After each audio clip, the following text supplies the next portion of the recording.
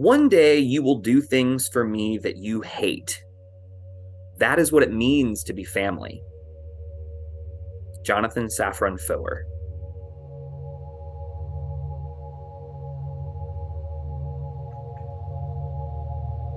The Dragon Pod from Bending Not Breaking. Book 4, Earth. Chapter 2, Fallen Stars.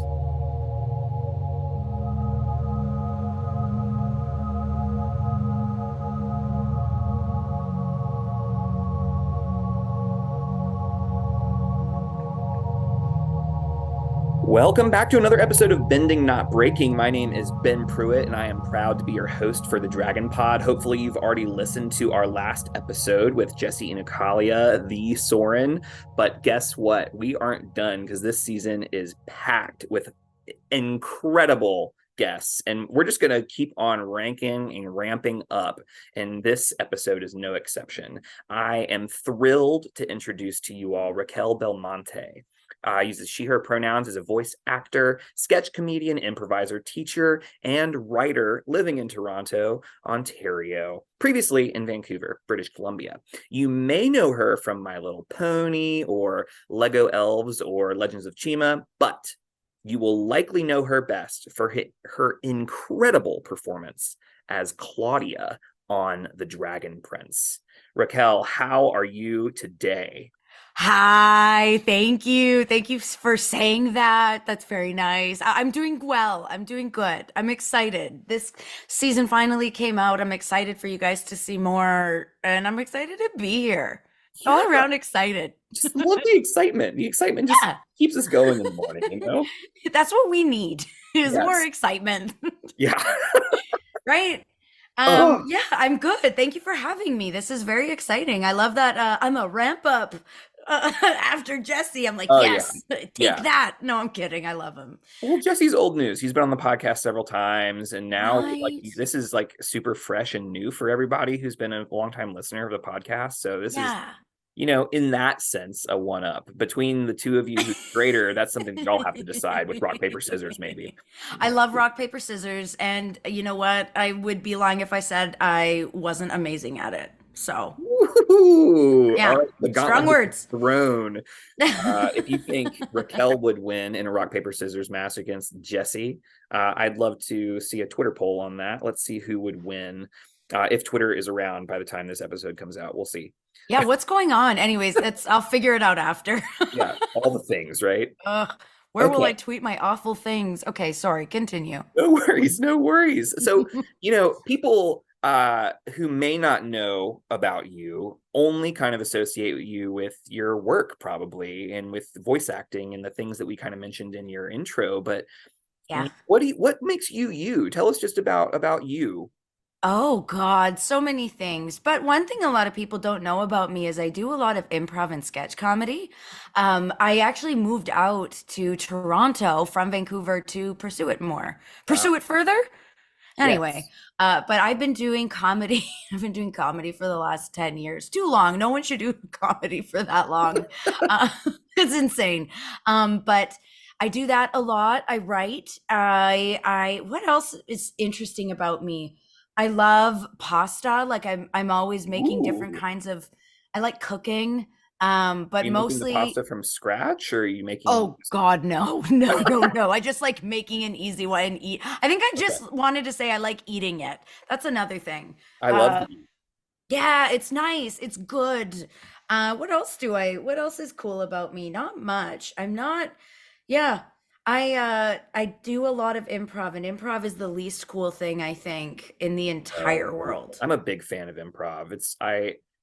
I grew up on a steady diet of Whose Line Is It Anyway? Nice. Yeah, and I used to look forward to it because it's like I just laugh out loud every single time.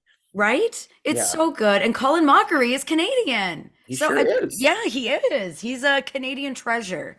Indeed. Canada's sweetheart. All right, things I would have bet on us talking about Colin Mockery. Oh But wow. yeah, that's a big chunk of who I am is I do a lot of improv and sketch. Big reason why I booked Claudia as well. Oh, tell us more. Yeah. So one of the main specs in Claudia's specs was must be good with comedic timing, Mm, and a comedic background was preferred. So I remember when my agent sent it to me, he's like, "This is like right up your alley. Like they yeah. want like a voice print similar to yours, and you've done all this." And then when I got a call back, they wanted to know for sure, like, you do comedy, right? Like, can you please specify everything you've done? I was like, yes, this is easy for me, of course. I just there were a few times, and then in person, because the callback was in person, I had to list my accolades again, and yeah. Anyway, I remember that being a big deal. Wow. Yeah, and it was cool. It was like, oh, finally, okay, this stupid 10 years of improv finally paid Yeah. off.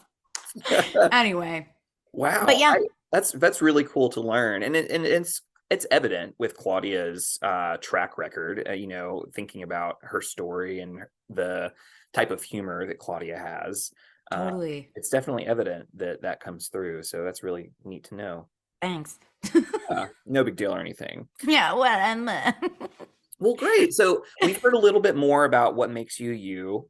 We've heard a little bit about your relationship with the Dragon Prince. I'm curious if we can move into this first segment for us, which is the primal source. yes. The primal source is where we get to have firsthand knowledge about the making of this episode, and this episode in particular, Fallen Stars, episode 2, book 4, big deal.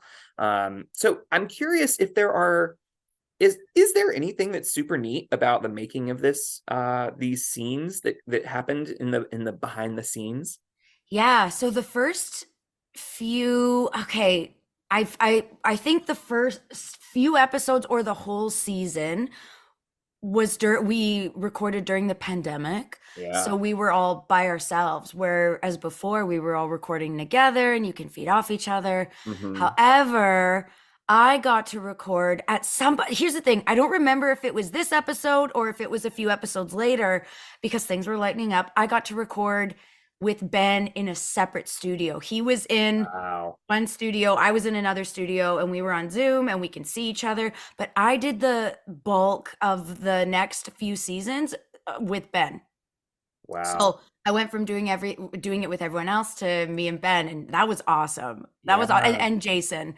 Um, so that was a really cool thing, and it was very different in the best way.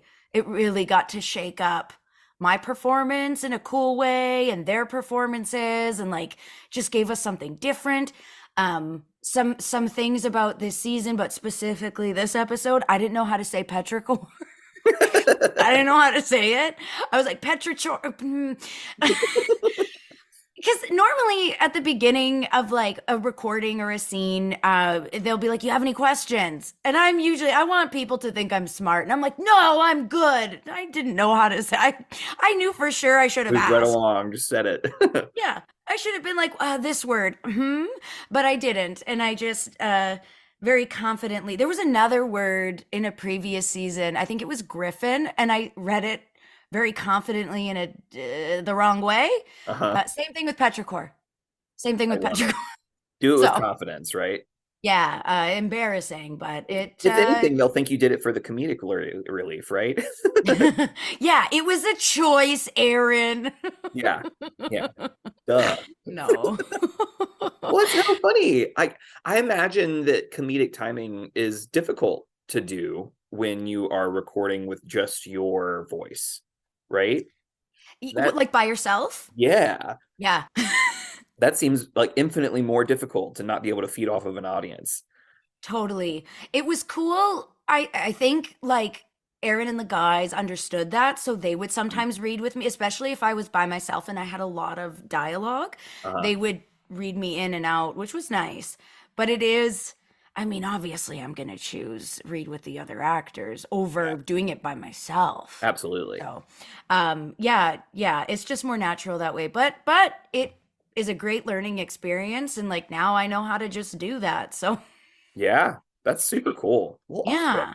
Well, Yeah, thank you for sharing some insight into the making of this episode and this season, right? This is what a cool totally. opportunity to be able to record with Ben. I'm really excited that we'll have Ben on later this season. I'm excited for you. Yeah. He's so cool. Yeah, I'm really excited. Tell him I said that. I will make sure to tell him. Thanks. All right. I mean, assuming he doesn't listen to the episode, he's just listening. He's going to hear it directly from you. Ben, you better listen to this episode. Yes. Now we're talking. There we go. I'm like threatening to fight everyone on this podcast. Yeah, we're gonna have all kinds of throwdowns are coming. I'm gonna get fired anyway. So when we were kind of discussing this episode and we were like, hey, which episode? How's it gonna land? When this one came up, we were talking about the type of lens that we wanted to discuss this episode with. And so ultimately, you landed on this lens of family. Yes. And so I'm curious, why family? Why is this the lens you wanted to analyze this episode through? Well, Ben, I'm glad you asked. Earlier, I mentioned that I like when people think I'm smart, and if I know one thing about anything, it's family. And I want you to think I'm the smartest person in the world, if that hasn't already come across. Yeah. Very intelligent. Yeah, for sure. I have a very large family that I'm very close with. And I do have a lot of complicated relationships with family members. And I think some of the best and most beautiful relationships I have are with family members. But at the same time, terrible relationships with family members. Yeah. And I've always thought family was interesting because family, just the term family, it encompasses so much and it could mean anything, but it carries this weight that kind of changes an entire situation or how you'd react to an entire situation or how you'd feel about a situation. Like it would be different if a friend did something to you versus your brother. Like there's a different weight that it carries. And I've always found that so fascinating, especially in my own life. Something that I've always struggled with, but especially have come to terms with at my very young age of 31. But I really, I don't know. Family's always been so fascinating to me because of that and because of like, dealing with my own stuff, specifically my own stuff and like watching other people. Like I worked, another thing people don't know about me is I used to be a youth worker. Okay. Yeah, I was a youth worker. Not anymore. I'm doing voice acting full time, but when I was living in Vancouver, I was a youth worker. So I got to see and work with different types of families. And the dynamics were still at the core of it the same. Everything, like things were different, but there's this big, heavy, like weight. Anyhow, I hope I'm making sense and I'm not just no, Raquel drink espresso. No, this is good. I think Right, good. What comes up for me, just kind of in response to your story and your thoughts on family, is a few things. Family has a very wide spectrum in which there are some of the most beautiful relationships and some of the most difficult. Yeah. And I'm hearing that family has a certain gravitas to it. Great word. That other relationships don't necessarily have. Am I capturing that well? Yeah, totally. So I also have a complicated family. I have 6 siblings. Some of them are half siblings. Some of them are full siblings. Multiple, all the same. No, that's not even true. I have one. my mom came in with 1, and my dad came in with 3, and then he and my mom had 3 more. So we have 7. Wow. And that means there's all kinds of family histories associated with different parents. There's different grandparents. There's just so many things that make it super complicated to where the nuclear family doesn't even particularly exist. Yes. We recently had a family get together and it was the first time in like 7 years that we have had 5 of the siblings in one room. So that was like a big deal. And so, Mm-hmm. like, and part of that is because not all of us have great relationships because there have been like burnt bridges, frankly. Yeah. So this concept of family is very poignant and pertinent, because Yeah. I think that we're not the only ones that are grappling with the wide spectrum of beautiful and difficult, right? Totally. That's a great, yeah, two ends of the spectrum, beautiful and difficult. Yeah. And And yeah. the I guess the next question I have for you before we kind of dive into the episode to learn how the episode can teach us about family is Mm. what are your thoughts on the concept of chosen family? I So chosen family, learning about chosen family within the last however many years has been like life-saving. Chosen Mm, family is life-saving, I think. You They say you don't choose your family and you don't choose your blood relatives. You're just kind of born into that stuff. But you get to choose who you, I don't know, surround yourself with, a community that yeah. you engulf yourself in. And that, I think, that kind of family, you guys choose each other. There's a choice being made there. And I think that's beautiful. You don't have to, like, you guys don't need each, like, I'm thinking of like me and my friends, Yeah. um, that I met through comedy specifically. And just, coming up in the scene as like young women who, are, you know, fighting for stage time or whatever. Yeah. And going through so much in the last 10 years and seeing where we are now, we're like sisters. We're like, we Hmm. choose each other. Whereas, like, I didn't choose my brothers. I love my brothers. I love my brothers, Yeah. but I didn't decide to have them. Yes. And I think, yeah, like I said, chosen family is life-saving, especially for, people whose families are terrible. Yes. Like, yeah, like, thank thank goodness that exists, that you can Yeah. have I think community's huge. I think didn't Jesse someone talked about Yep. Community that? is Yeah. our last lens for sure. Yeah, see, Raquel knows what she's talking about. But yes, am I answering your question? Yeah. No. No. Chosen No. family, big fan. Yeah. And I think it's interesting, and I think we'll be able to. I think that will come up is the reason I ask in our Yes, discussion. So rather than belabor the point, it'll come up again in a minute. So perfect. let's dive into the episode. Before we really go hardcore, though, I want to make sure that we give our listeners a quick recap for those of us that didn't watch it today. Um, Cool. do you want to do a 30-second recap first, or do you want to Yeah. do a 30-second recap second?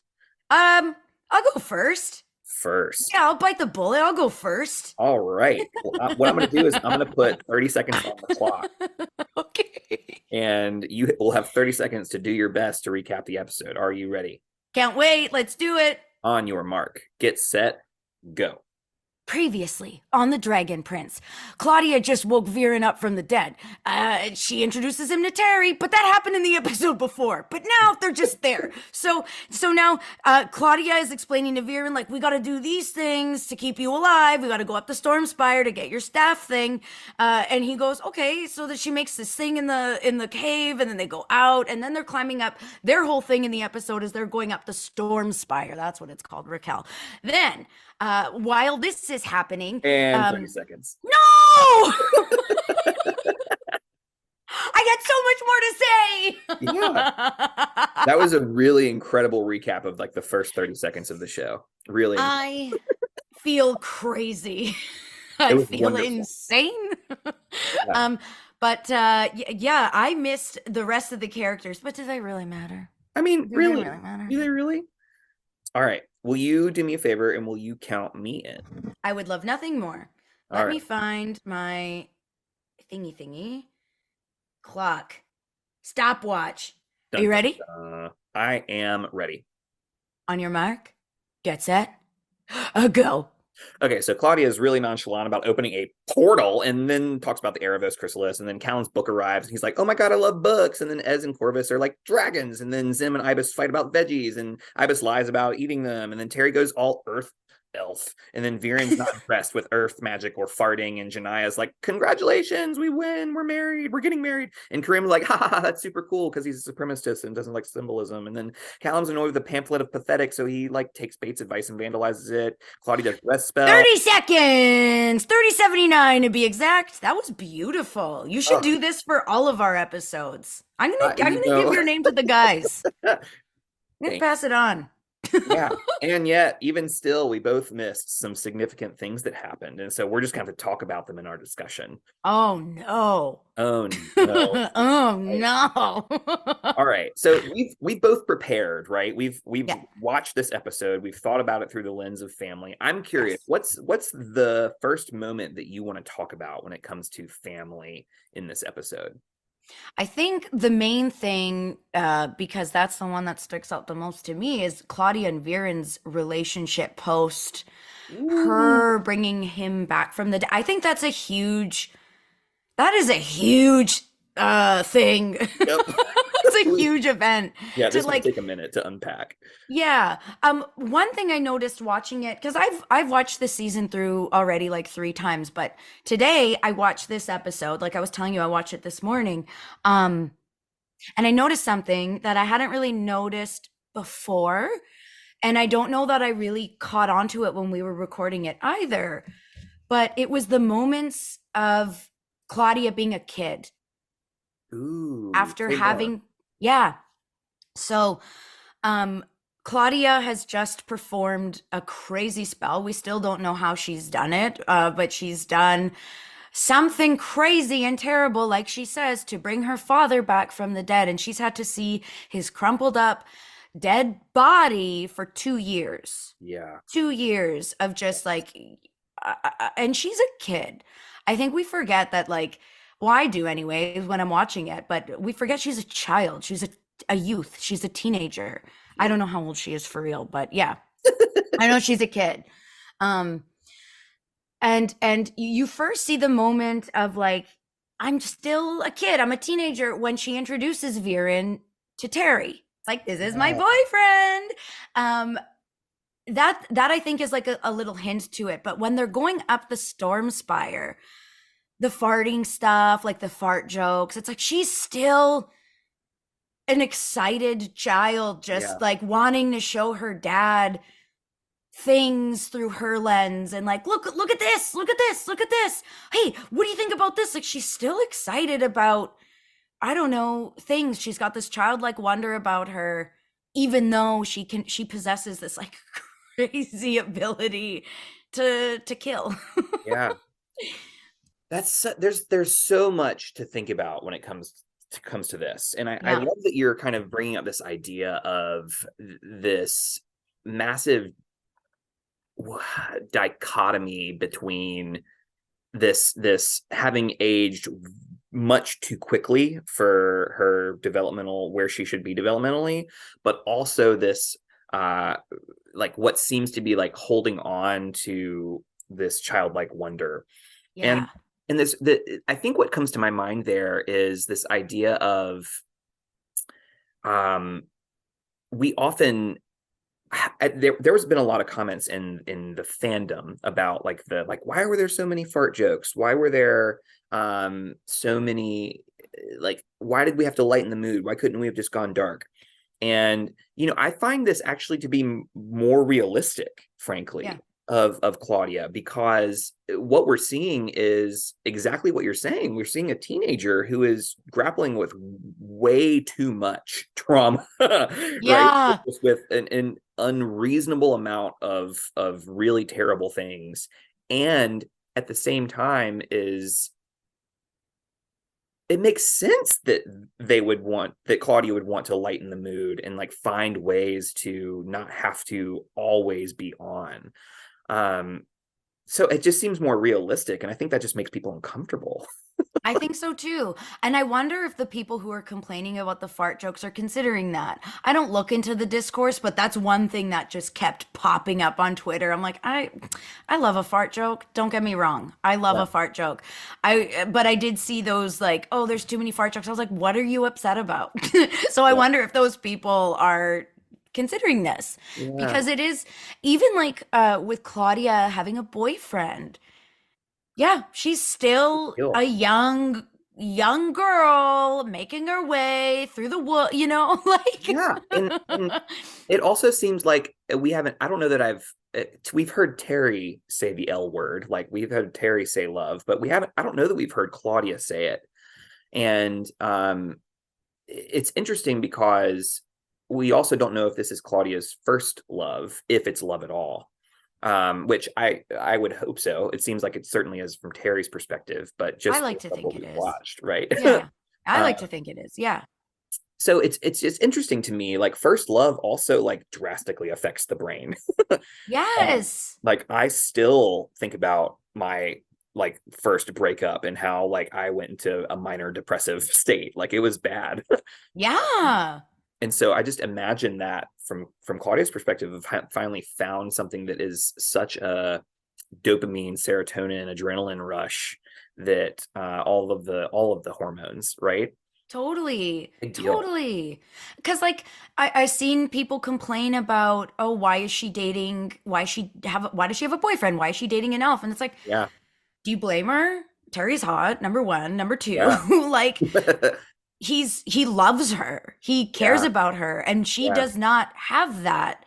Uh, the way Terry loves her, we haven't seen her be loved that way yet. That's a really beautiful, like let's say that again. Like We have not seen Claudia receive love the way Terry gives her love. We have not seen that yet.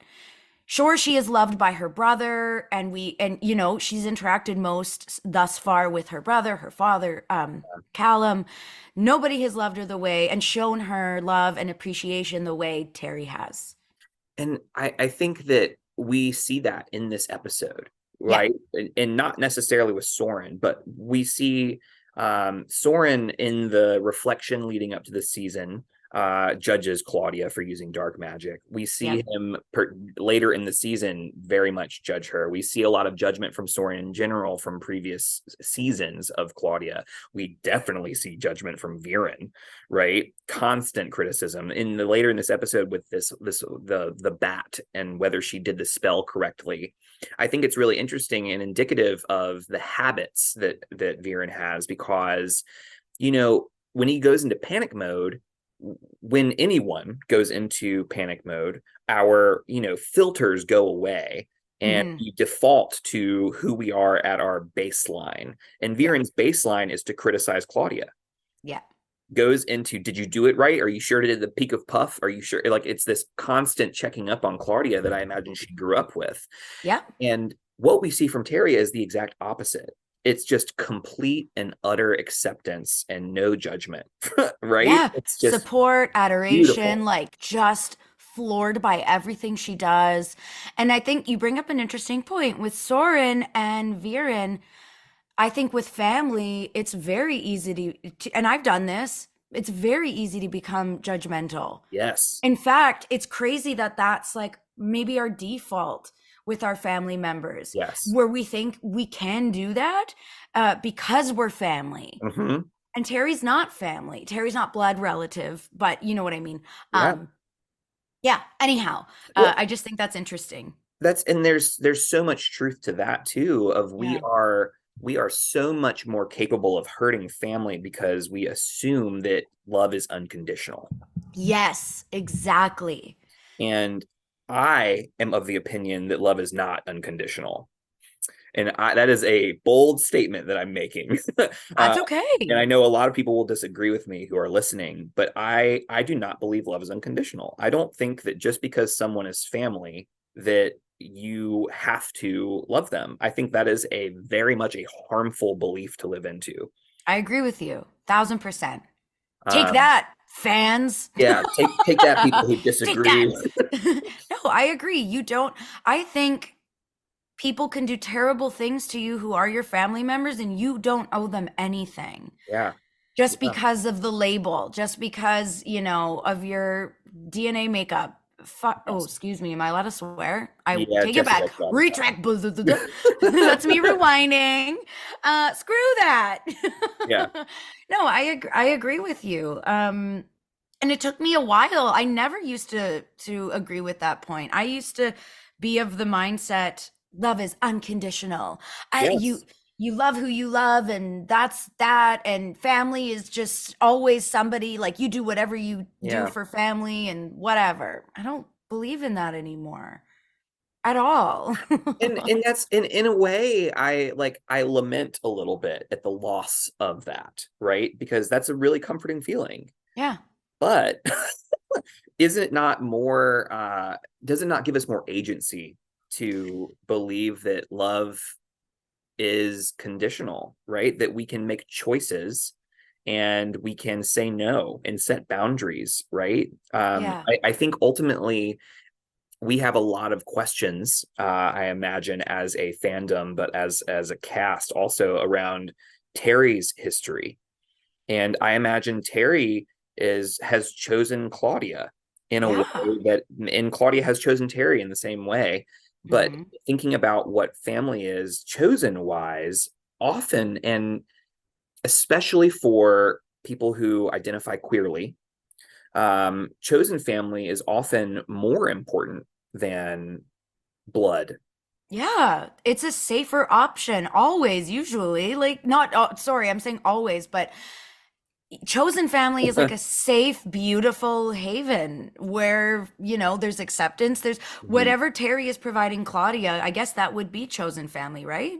I would I don't know if we can call it that yet, but it seems like it's heading that direction if it's not there already. Oh, right. I know more than you guys. Yeah. Oops. Yeah. I would, with what I know, I would say, but yes. Yeah. And it's interesting. It's just it's really beautiful. And I really Yeah. I love this idea that Claudia has found belonging and love Hmm. and someone who sees her at her core, Yes. that is someone from under the umbrella of a race and side of life that she is completely against. Yeah. And it's interesting to me that she isn't drawing connections between Terry and the greater dragons and elves umbrella. Yeah. And I think that's so indicative of, forgive me, of American culture, the United States, and culture in the United States, because what happens is we are coming from an age that's rooted in like the Descartes, I think, therefore I am, rugged Mhm. individualism. And we see things not on a systemic level as that things are connected. And I'm in social work, which means we see like the whole point of our work is that everything is connected. And so for me, it's like mind blowing to not draw lines to uh, the fact that she is seeing an individual but not seeing the collective whole. And at the Yeah. same time, that's so true for so many people, where it's the same premise when someone says, I'm not racist. Look at me. I love Terry, Yes. right? Yes. But here we are looking at what she says later in the season when she's yelling at Soren is like very the opposite.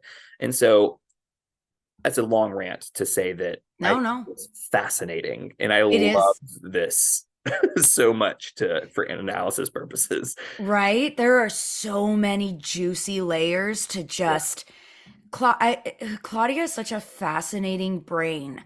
And Yes. I do think a lot of her opinion that, makes this more muddled and complicated, like her rant to Soren later, is because of Viren, is because Hmm. of her upbringing. And Yes. I think she is a product. Claudia, of course, so is Soren, but Soren, broke away. Claudia is a a product of her upbringing, like her Yep. environment. Yep. And maybe Terry is like she's slowly breaking, not breaking away, but she's seeing things differently. And Yes. maybe, I don't know, maybe that's why Claudia is so interesting and fun and funny, and Yeah. because she is trying to sort of think for herself. I don't know if that makes much sense. In my It head it does. does. Okay, cool. Absolutely. Good. Yeah. So there's another moment with this trio that I really Yeah, want to touch on that like I've sure. been waiting to talk about since I watched it the first time is this leading up to this slap, Yeah. right? That is just like my jaw dropped when that happened. I was like, oh, like like it was one of Yeah. those moments. I was like, it's happening. And so it's fascinating to me to watch the panic attack trajectory from Viren. Yes. And it starts from the very beginning of the episode. If you like, I had to when I watched it again and again, I was like, they're showing little signs and symptoms of this from the very beginning of the episode, Mhm. and it builds. And it's interesting because it's slowness of breath, and I had questions around like, oh my goodness, is his breath slowing because he's having initial panic attack, or is the slowing of the breath due to 2 years in a magical dead state and I was wondering, but the more I thought about it, I was like, maybe they're contributing to each other, right? Where this lack of breath is going to create more of a scare in your brain, and all of a sudden I'm leaning more into this. But then going past the panic attack to I almost died, and your voice in this moment was really like, I sit there and I'm like, that was so perfectly delivered. Thank you. And you say again, and it's like you go flat in your tone, and you're like, what I heard from that tone was, yes, I've been taking care of you for 2 years. Just in that one word is what I heard. And like, I don't no idea if that's what you meant, but like I hear it that way, and it's fascinating. And Yeah. after this panic attack, he goes into this moment of like paradigm shift. I see the world with everything's brighter. I only have 30 days left. I need to be more grateful. We should go taste cake.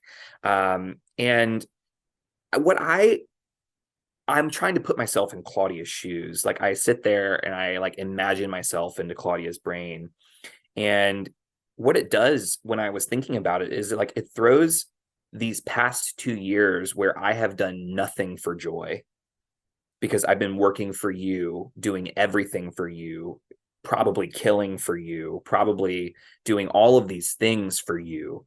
Mhm. And she she slaps him because Yeah. I will not let you do this, because that would negate my past 2 years. Yeah. Okay, I've been Yeah. talking for enough. I'm like, That's what are okay. reflections on any of this? Like, did you, when you were living into this and reading these lines, what was going through your brain as you kind of read this or watched Uh, well, first of all, thank you for that's a very nice compliment about my again line, because I did want to convey that. it? Yeah, I I got did. it. I thank you. While I was reading it, the intention I had behind the lines was how fucking dare you? Yeah. How Yes. dare you? But also, how dare you? But you can't leave me. Yes. You can't leave me. You can not only can you not leave me, but you did this. Yes. You did Yes. this. You can't just walk away from this whole thing you put upon me. You did this. You Yeah. have to come, like, too bad, but also there's so many layers, but also you could die if you're by yourself. You can die. You will die. You Yeah. will die. Not you can die, you will die Yes.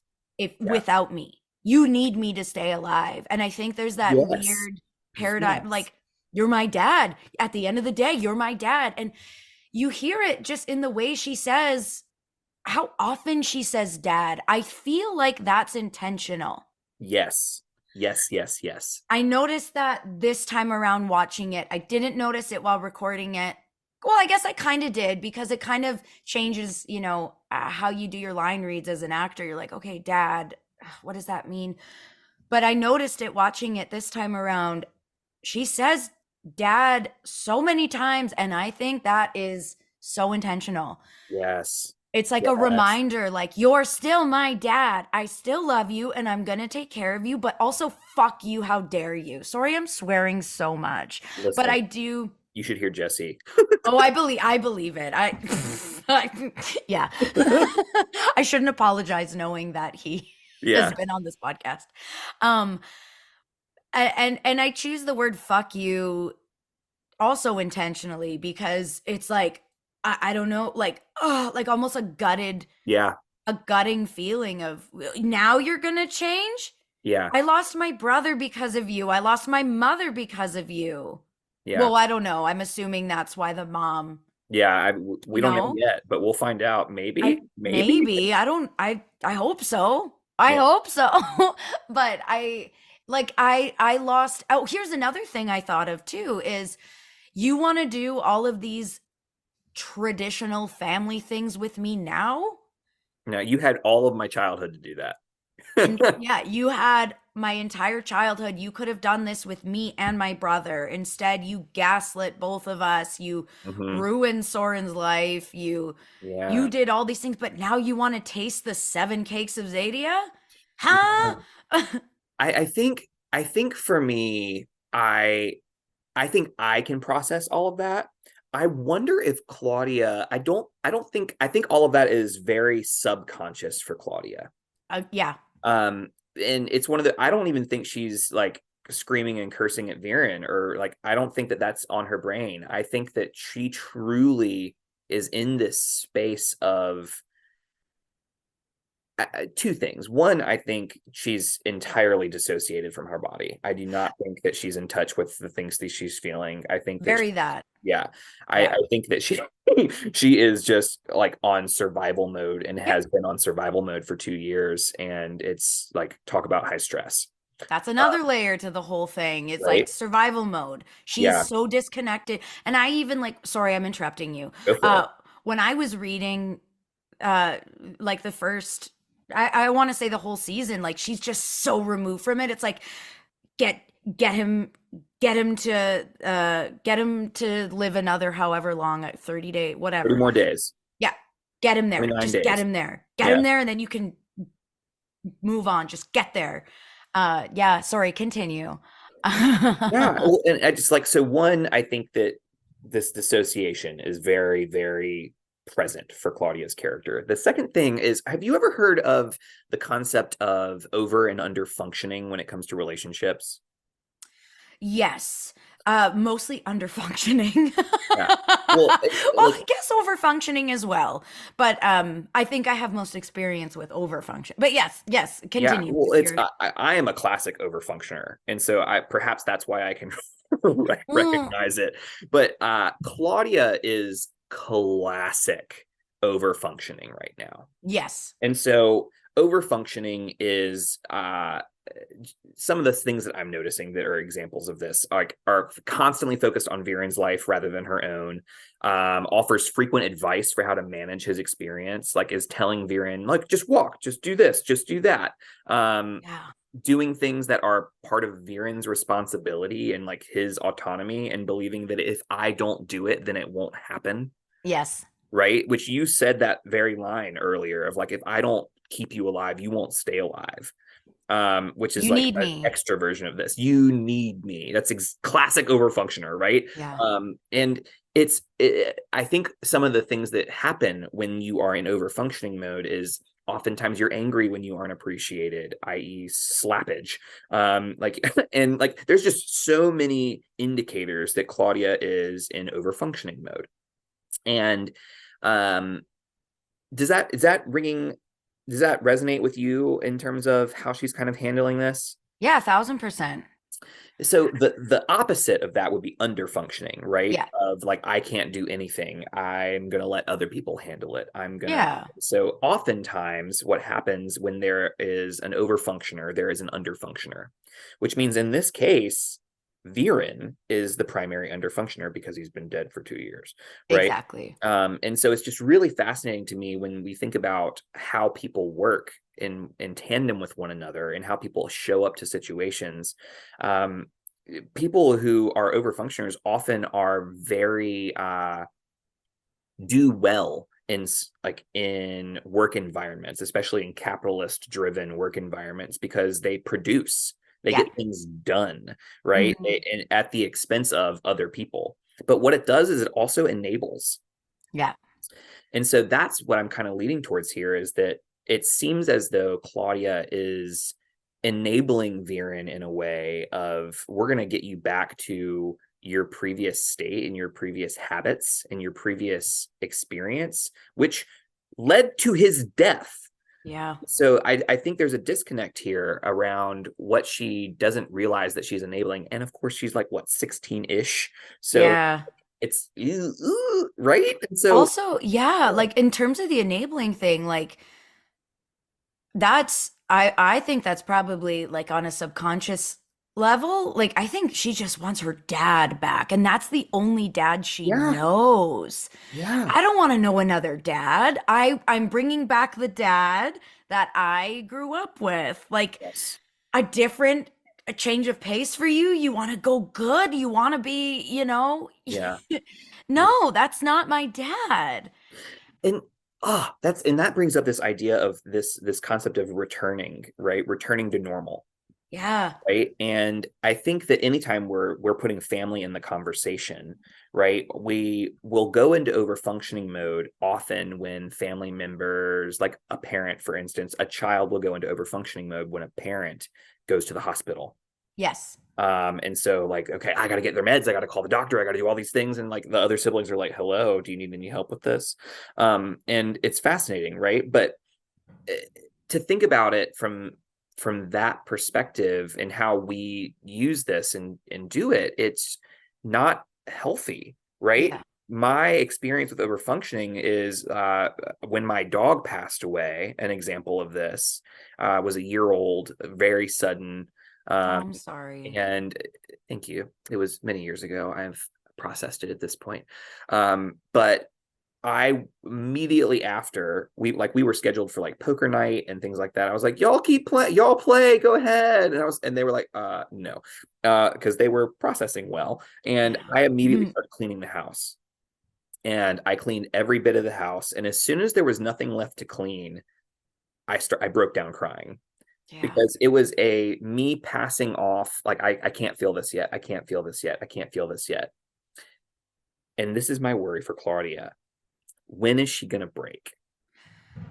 It's going to be a bad break, I It's think. gonna be bad. I worry, and like I mentioned, I know stuff. Yeah, Um I don't know when she's going to break. yeah, I truly mean that. I don't know when she's going to break. But when she does, I don't know. She's powerful. She's yeah, powerful. yeah. So it's going to be, and this is just a Raquel prediction. It's going to be bad. It's gonna be bad. I imagine it will. I think another thing we don't really talk about, we don't use the word trauma with Claudia. We don't. I don't Yes. know. Nobody. Yeah, I constantly. I'm like, yeah, she's like, it's like a trauma bond at this point Yes. with Viren. Yeah. Um, uh, oh God, where was I going with that? All of this trauma's built up Yeah. in addition to not processing, in addition to, like overdoing it physically, like getting everything Yes. in addition. Yeah, she's gonna pop off, and I Well, don't know. and I Uh, think there's a couple elements to that. One is there is I feel like it's important to name that it's always awkward to pathologize cartoon characters or Right. characters, and this is the whole point of what we do, is to like learn from this. How can we learn from this show? And I think what Claudia is giving us is two things. One, we're seeing what it looks like to be a survivor of complex trauma. And Yes. so trauma from her childhood, being constantly gaslit and manipulated, right? From Viren. right? And just constantly being in that environment that likely was over time lots of paper cuts that led to just a constant state of stress that led to what is complex trauma. And Yeah. what we have most recently is a major incident, right? That likely is causing a major trauma, like big T trauma that she is recovering from, i.e., the death of her father and her response to it. And trauma is not the event, right? Trauma is the response to the event. So it's really difficult without like actually talking to Claudia about all of these things to really discern that. However, Yeah. it's pretty evident that we can deduce that it is likely so that she is recovering and in survival mode from two, one, this long-term complex trauma, but also this really big T trauma that she's recently experienced. Yeah.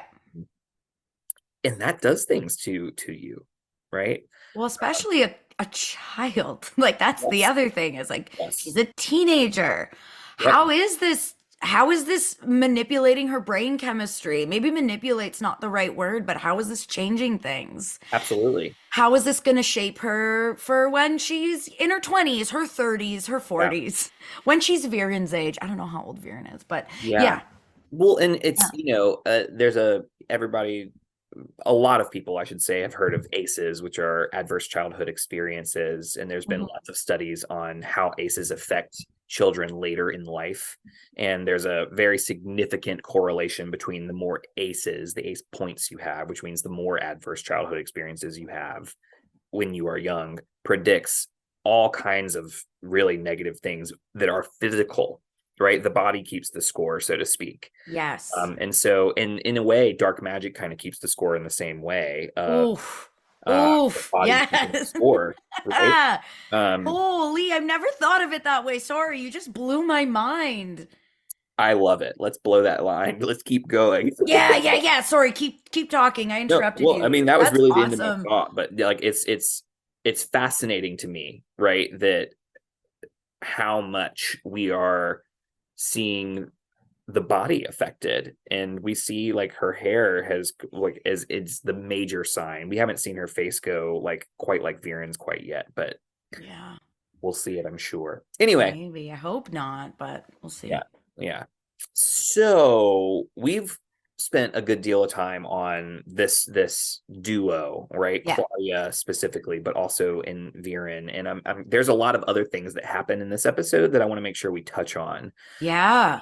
Do you mind if we transition? Of course. Yeah. I've got So, opinions on everything, Ben. Please. excellent. Awesome. So let's transition to this Janai and Amaya situation, right? Yes. And Kareem, I guess. Yeah. So, like they're getting married. Yay, it's super cute. Like they're Yay. having people, they're receiving people, and people are wishing them well. It seems like predominantly elves in this space that are wishing them well. And Plus it seems Gran. like it's a pretty celebratory room, right? It's Yep. like people seem to be happy. And there's this moment where Kareem is like, I wish you well. Look, you finally met your match. And at face value, Kareem seems really happy for them. And I think there is this dual sense for Kareem, right? Where I'm really happy for my sister, but also elves and humans don't belong together. Yeah. And I'm curious, what were your kind of thoughts on this? Did anything come to mind when you were watching this scene? When I was watching the scene, I was like we were talking about earlier, like when your sibling says something to you, it carries a different weight. If a friend that I didn't really care much about said, "You can't marry this person, it's going to ruin everything. You're going to ruin history. You're going to change things that are going to be terrible." I'd be like, "Yeah, okay, kick rocks." But if Yeah, my brother said something to me, I have two brothers. If either of them said something to me like, "Hey," I'd be like, "Okay, I yeah, think you're wrong, but there's weight to it." There's like, "Okay, how am I looking at you now? yeah, How does this alter our relationship as family members?" And I thought about that when I was watching this. I'm like, what if my brother said that to me? What yeah. if? What if one of my At your engagement party? at my engagement party? It's my party. No, but Yeah, I I always think about stuff like that too when I watch stuff. I'm like, how would I react? Mm-hmm. But yeah, I did think about that a lot of my own brothers in terms of this. And like, I wondered prior to finishing the season, I was like, maybe Kareem is just like, and I don't agree with him. I think like, yes, Amaya and Janai belong together. They're beautiful. They're Yeah. adorable. I love They're them. beautiful. They are beautiful. Oh, I want them. Yeah. Anyways, like imagine going to their wedding. Oh, anyway. Yeah. Yeah. Um, so, um, and I, again, I'll say it again. I don't agree with what he's saying to his sister, as I don't agree how Viren, treated Claudia or Soren, but I understand where he was coming from. Yeah. I was wondering, I was like, oh, okay, Kareem is her brother.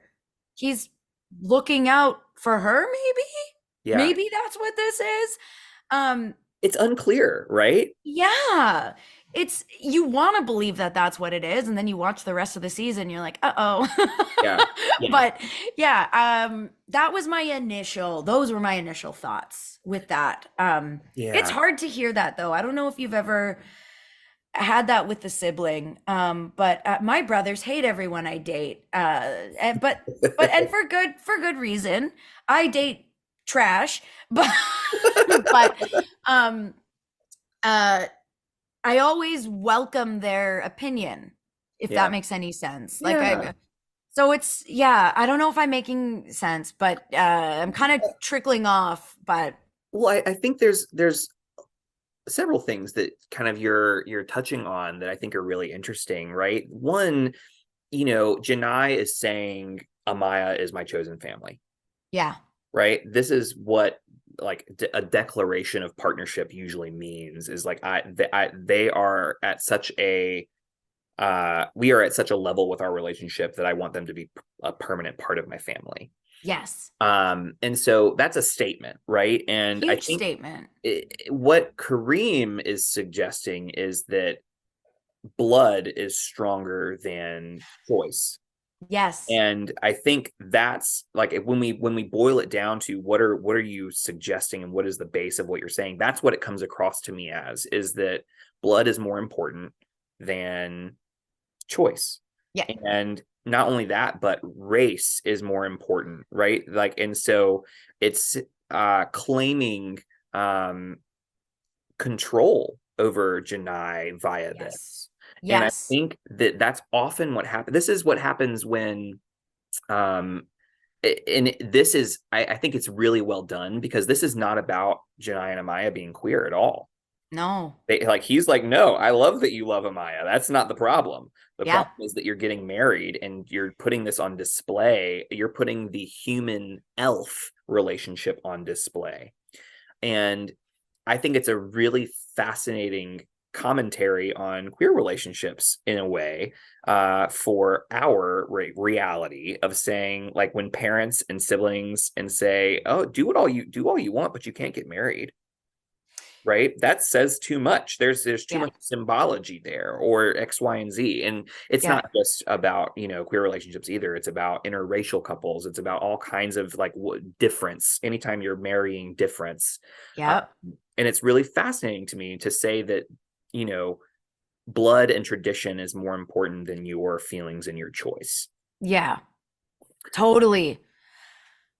Ugh, it's I just know.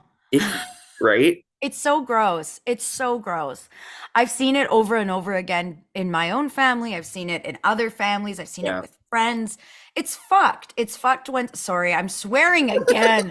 Oh my God. You can't stop me, really. No, oh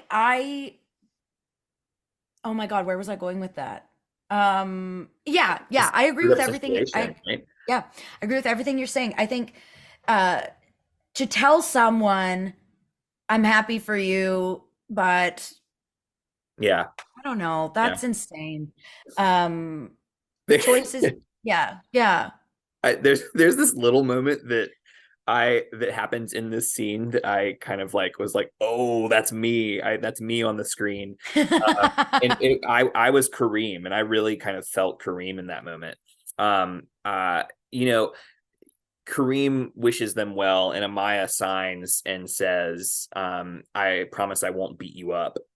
Yeah. And I grew up in like, again, six siblings. They're all, have had partners over the time. And one of them, one of their partners, it was only a few years older than me. And like, my brother and I have a very much like he picks on me often relationship. And she started to do that. And I was like, you haven't earned that. Yeah.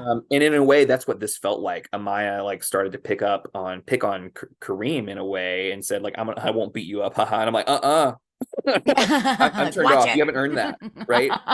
And it's just like I was like, we're not there yet.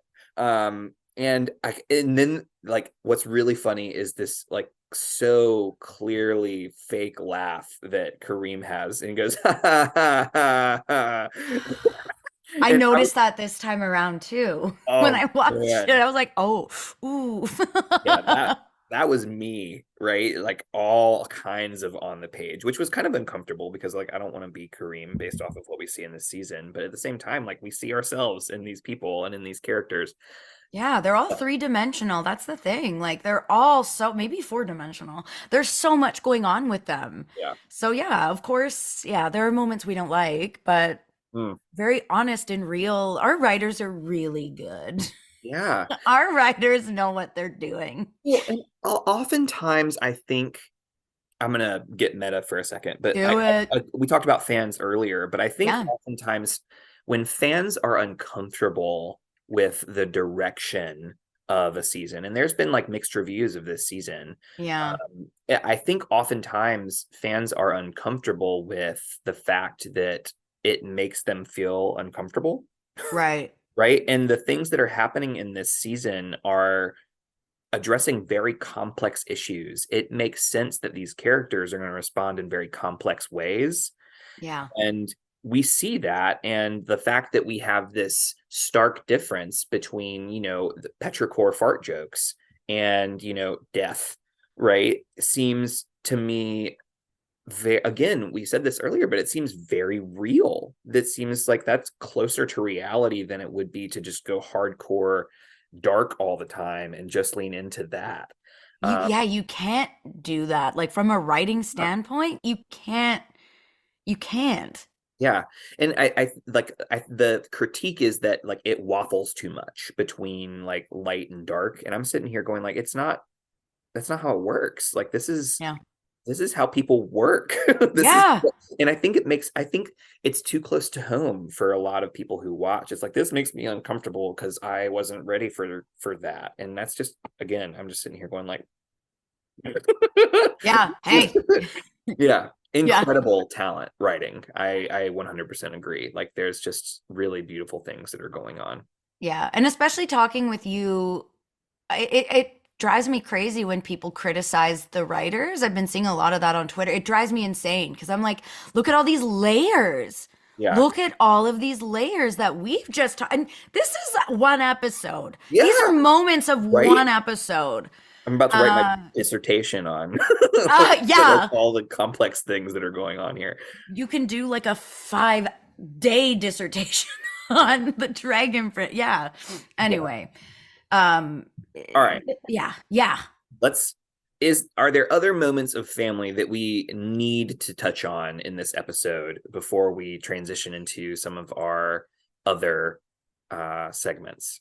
Well, I I love it felt very like cousinly love. Well, to me it translated to like cousinly love that because I have a lot of cousins that I'm very playful and close with. Zim and Ezrin.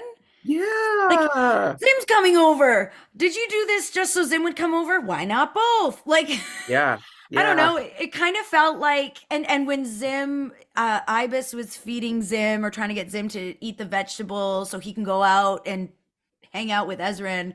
Yeah. I don't know. It just reminded me a lot of being a kid, and they captured that so well. That like excitement to play Mhm. with your cousins or play with your Yeah. friends. I don't know. I have a lot of cousins. I have a lot of cousins.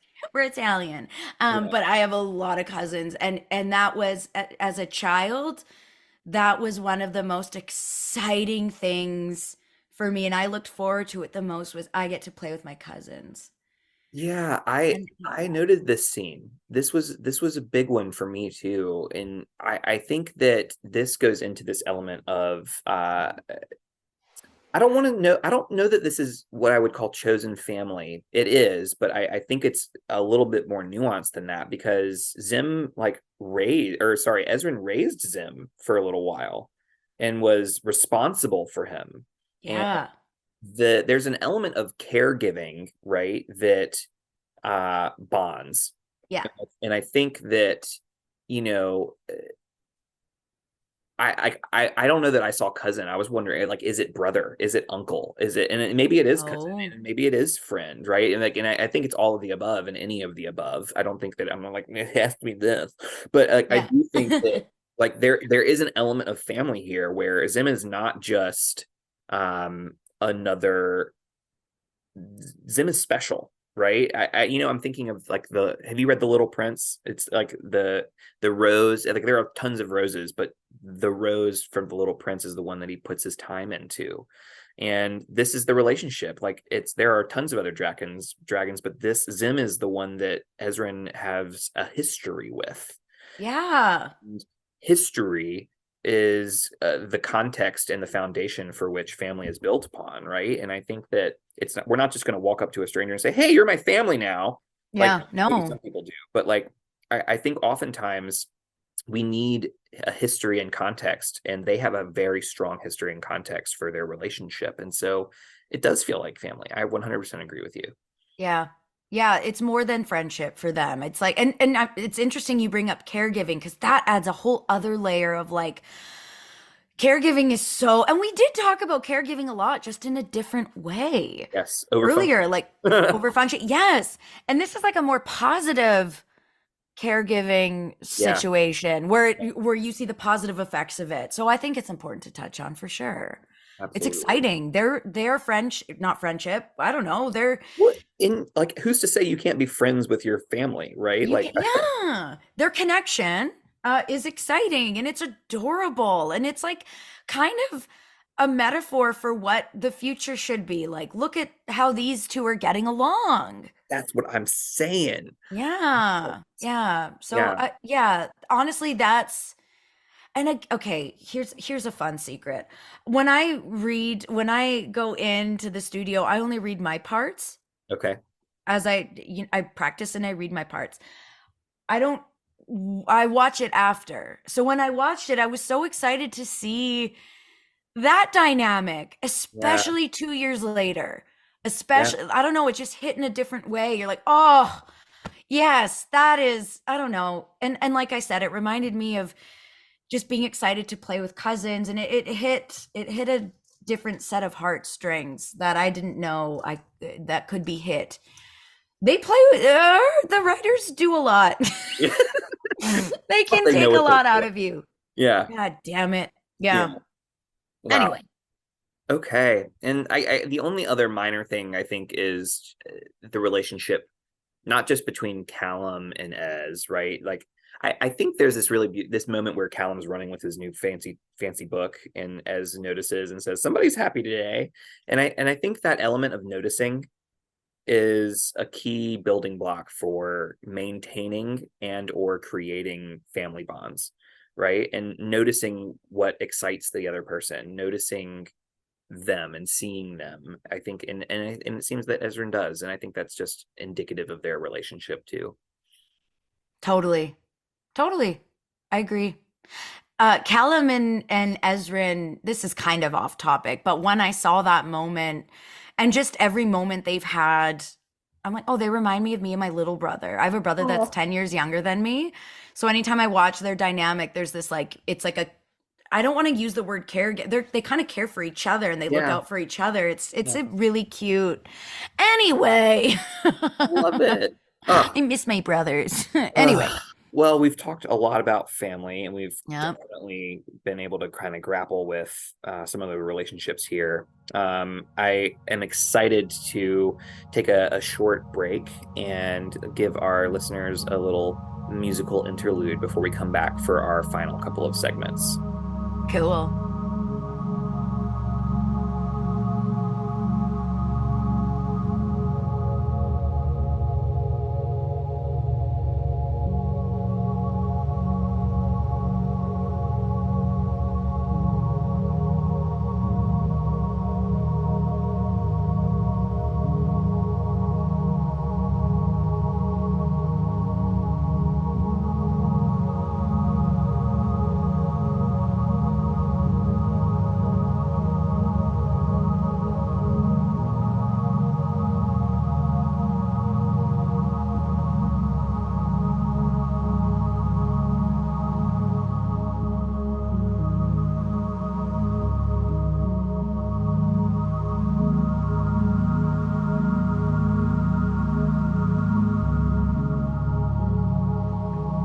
Welcome back. Thank you for continuing to listen. I wonder how many people are like, I don't care about the last two segments, but the last two segments are like the best ones. So, like, y'all would be weird if you left off, but you're here. So, and Raquel is still with us, and we are Yeah. about to fight over who deserves the Lens MVP award. And so, our next segment is the Lens MVP, and where we are going to discuss like which character in the episode has earned the Lens MVP from our perspectives.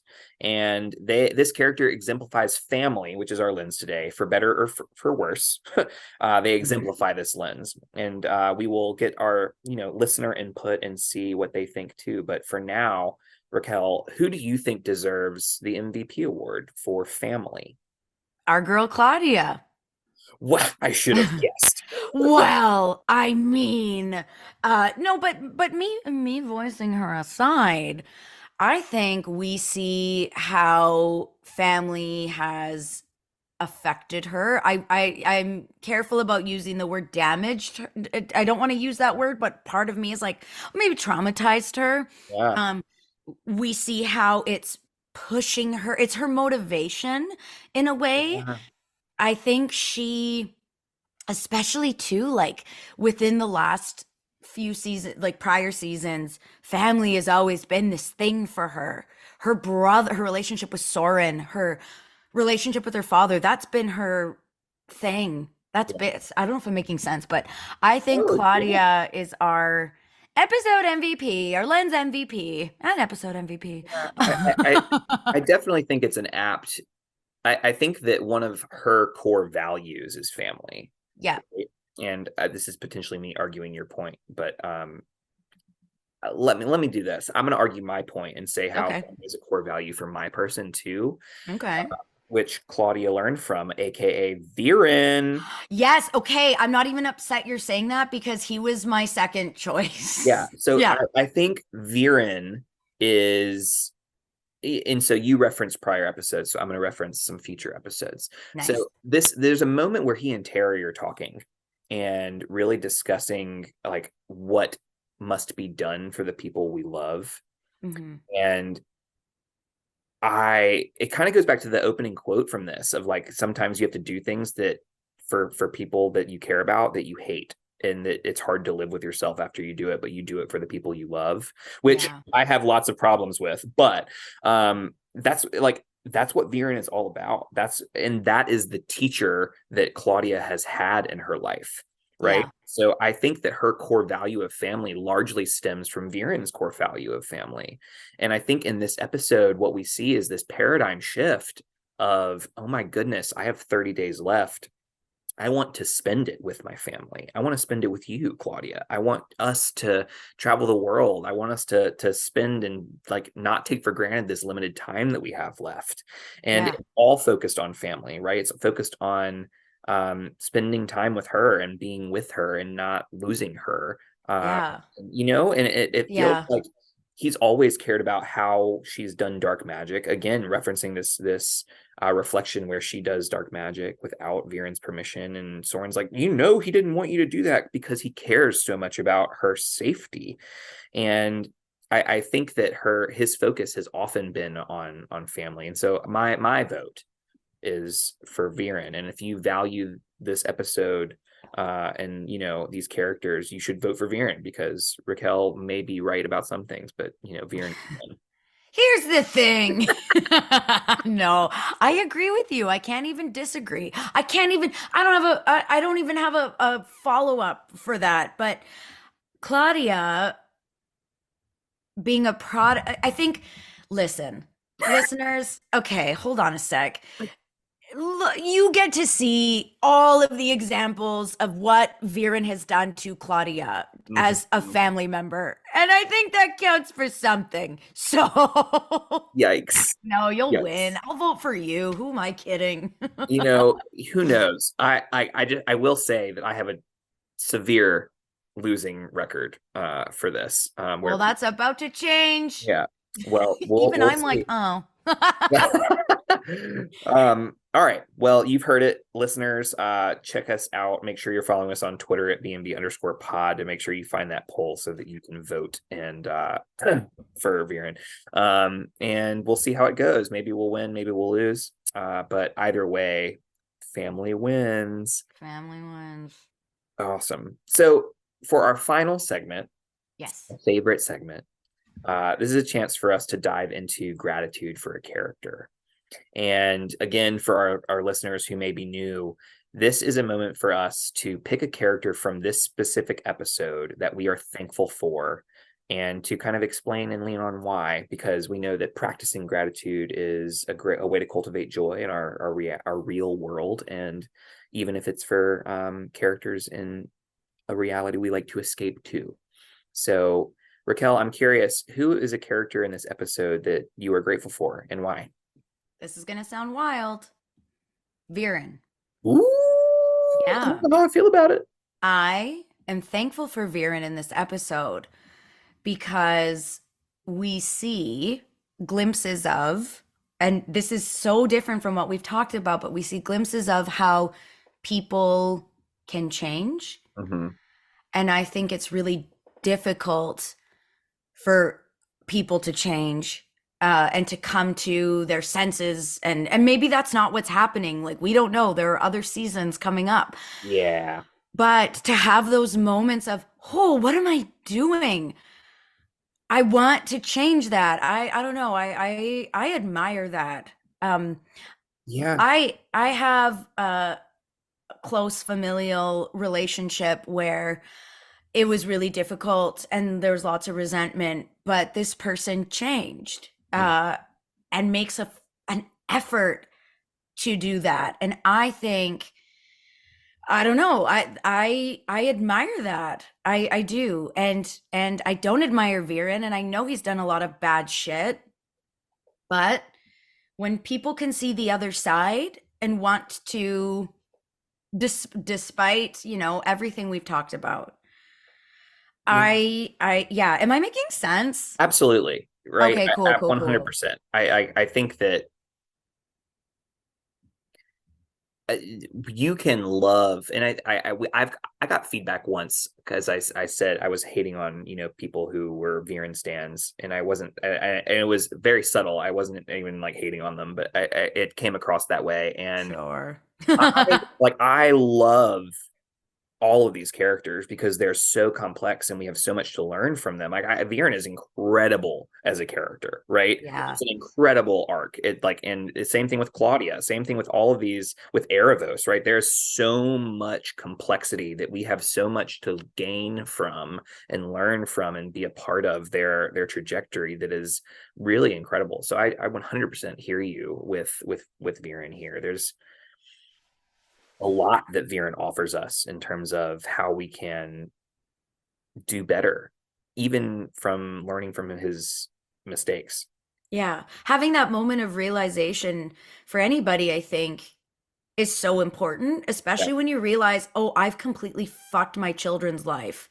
Yeah. Look what's right in front of me. It's we didn't talk about this. He didn't mention Soren once in that No. speech, No. right? Oh gosh, but it's that we should, okay, we can't talk about this now. Gratitude. I've got time. Yeah. But yes, I think that this paradigm shift is illustrative of the vulnerability that he's willing to share in this moment, and the fact that he's like been humbled. And even our most like rigid friends and family members who like we seem like they'll never break, people can be humbled at like the most random things, and when you see that, it just increases your respect for a person. And I think that that's what I'm hearing in a way from your story. Yeah. Yeah. Yeah. I wish I had a cool answer like the little monkey thing. I don't remember their Stella. name. What's her name? Stella. Oh yeah, I keep wanting to say Molly. Who's Molly? Stella. The only reason I remember is because Stella is like reminiscent of star touch energy. It's like Stella star thing. Oh, God damn it. Yeah, she's cute. I like her. She's cute. But I wish I had a fun answer, but instead we got deep. Yeah, yeah, can't win them all. Well, so for me, the we didn't talk much about Rayla. No. And so we get like a literal like 2-second clip of Rayla in this episode. And you know, I can only imagine we had 3 seasons of her showing us how like stubborn and willful she is, which I think are wonderful qualities for anyone. But Yeah. she is so hesitant to be vulnerable. And I imagine how difficult and how long she's been worrying about how to come back. Yeah. And having failed, right, in her eyes, right? And the willingness to show up and be with Callum and go to Callum first, and after 2 years, after the letter she left him, like just showing up was a big deal for her. And so I'm really grateful for people who show up Yes. even I after didn't hard even think things. about that. Sorry, I just interrupted you. No worries. I didn't even think about that. One thing I clocked when I watched it this morning was, and I texted Paula after I watched the season. I was like, bitch, you killed it. You killed it. The way she says, hey, is Yes. so loaded. Yes. So loaded, and it's loaded in this like, I am struggling to be vulnerable. I see myself a lot, not see myself a lot in I hate when people say that. I say it all the time, but the way Rayla is with like expressing feelings, especially in the first few seasons, I'm like, oh, I am that person. Yep. That's me. Like, what? No, huh? Like brushes it off. Yeah. um and it is hard to be, yeah, I can empathize with that. Yeah. Yeah, Yeah. yeah. I didn't even think about that. That's a good one. That's a good one. Well, thanks. You win again. And we have the secondary gratitude for Paula, right? So we're all grateful for Paula, right? Exactly. Everyone text Paula right now. Her phone number. No, I would never do that. Oh dear, that would be devastating. Uh, Right. She'd kill me. yeah. But speaking of getting in touch with people, if people Oh, did want to find you in a my phone healthy number way, is no. yeah, how would you like to be contacted? How do you want people to come and find you? Well, not by phone for sure. I hate picking up the phone. You can follow me on Instagram at RackCity5, RACQCITY Yeah. 5. Or you could follow me on Twitter if Twitter's still happening. I haven't checked this whole time, but Yeah. at Rack Attack 5, follow at your own discretion. Yeah.